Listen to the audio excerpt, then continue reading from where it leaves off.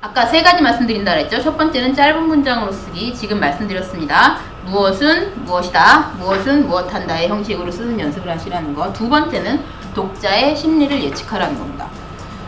여러분도 경험해 보셨겠지만 독자들은 나름의 루틴이라는 게 있어요. 그래서 예측을 해가면서 읽는단 말이에요. 작가의 반응, 다음에 어떤 글이 나올지 예측을 한단 말이에요.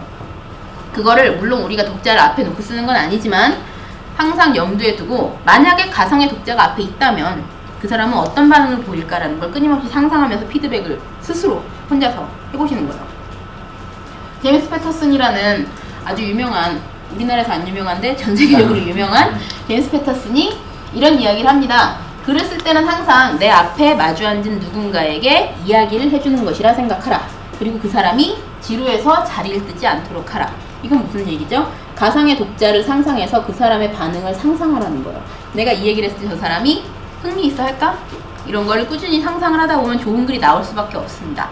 그런데 중요한 건 뭐냐? 그 가상의 독자를 재미있게 만드는 것도 좋죠. 중요합니다. 근데 더 중요한 건 그 사람을 헷갈리게 하면 안 돼요. 우리는 기본을 배우는 거잖아요. 여기서는 기본을 배우는 거니까 일단 앞 사람을 헷갈리지 않게 하는 것부터 배울게요. 아까 말씀드린 대로 독자에게 루틴이 있습니다. 독자는 다음에 나올 내용을 예측을 해가면서 읽는다는 말이에요. 예를 들어 볼게요. 순이는 나를 좋아한다. 영희도 나를 좋아하는 것 같다. 하지만 나는 뭘까요?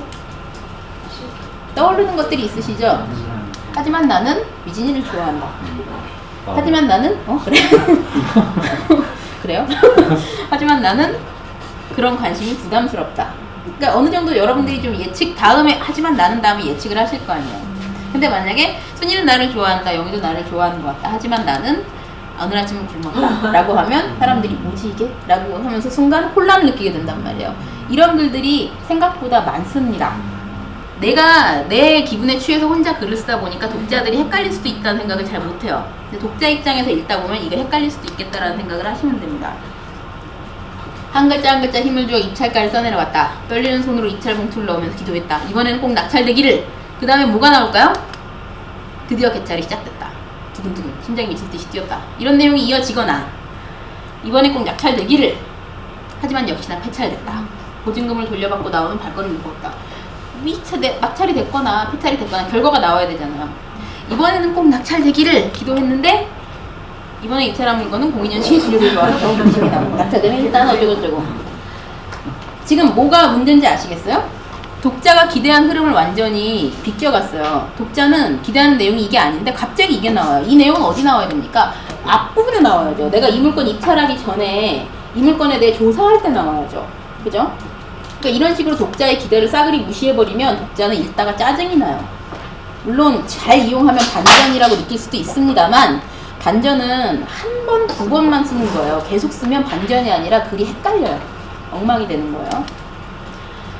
흔히 글을 구성할 때는 크게 세 가지죠. 순행, 역행, 전환인데 순행이라는 거는 쭉 자연스럽게 이어지는 거, 일반적인 글쓰기의 흐름이죠. 또는 그리고 뭐 이런 식으로 나오는 말들, 그리고 그래서 이런 식으로 나오는 게 순행이고, 역행은 중간에 내용이 뒤집어지는 거, 그러나, 하지만 이런 것들이죠.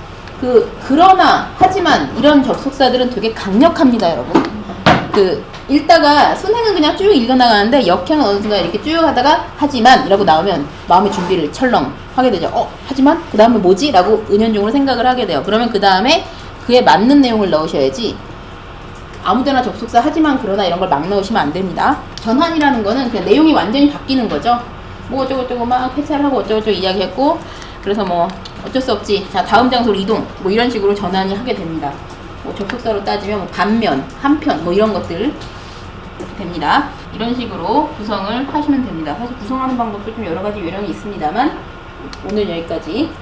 자, 마지막 세 가지 중에 두 개 말씀드렸죠. 첫 번째, 짧은 문장으로 쓰라고 했습니다. 무엇은 무엇이다. 두 번째 뭐였죠? 독자의 심리를 예측하라고 했어요. 마지막 세 번째는 말하는 대로 적기입니다. 자, 이 말하는 대로 적기가 아마 초보자들한테는 가장 유용한 팁일 거예요. 일단 글쓰기가 좀 부담스러우신 분들한테는 가장 추천드리는 방법입니다.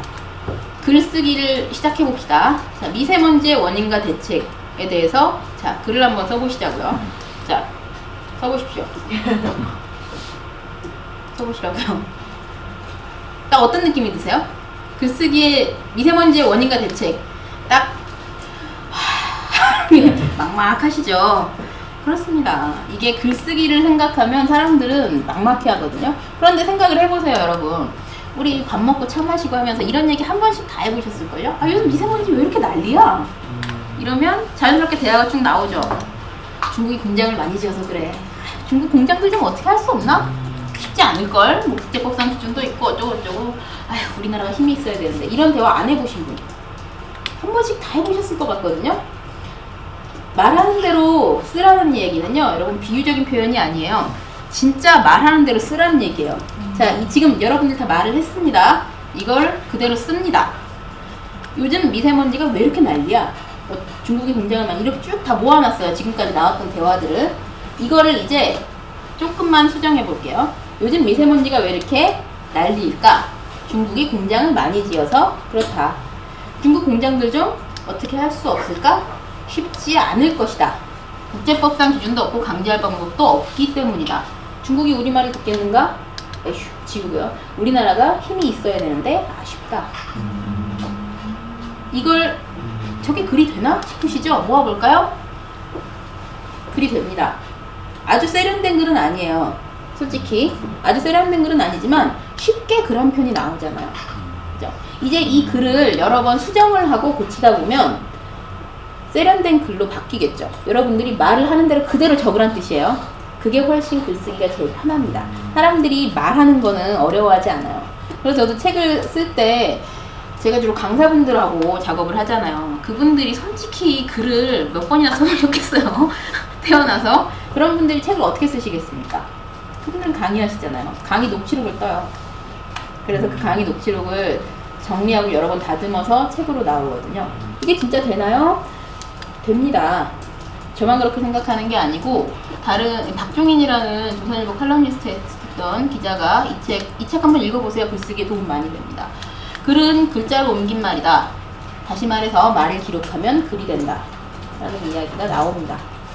말하는 대로 쓰면은요, 좋은 게 또 뭐냐면요, 여러분들 말은요, 말할 때 어려운 단어 쓰는 사람 드물거든요. 아까 뭐라 그랬죠? 읽기 쉬운 글 쓰라고 했죠? 자연스럽게 읽기 쉬운 글이 됩니다. 이렇게 글을 처음에는 쉽게 글을 쓰는 연습부터 하시면 되고요. 나중에 익숙해지면 이제 그 글을 더 멋있게 잘 세련되게 쓰는 연습을 계속 하시면 됩니다. 그거는 쓰다 보면 늘어요. 별로 어렵지 않아요.